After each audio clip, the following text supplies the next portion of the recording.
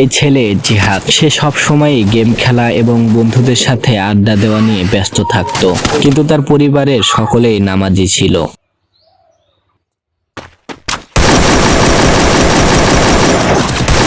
জিহাদ মসজিদে যাবে না? ইনি জিহাদের বড় ভাই, 5 ওয়াক্তই মসজিদে গিয়ে নামাজ পড়েন। তুমি যাও, আমি একটু পরে যাবো। বুঝবি বুঝবি, কিছুদিন পর বুঝবি।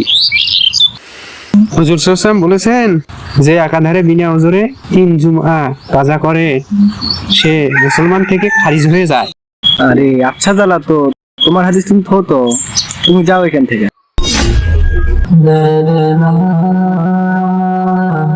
জিহাদের কথায় কষ্ট পেয়ে তিনি মসজিদের দিকে রওনা হলেন, কিন্তু জিহাদ বড় ভাইয়ের কথা অমান্য করে আবারও গেম খেলায় মেতে উঠল।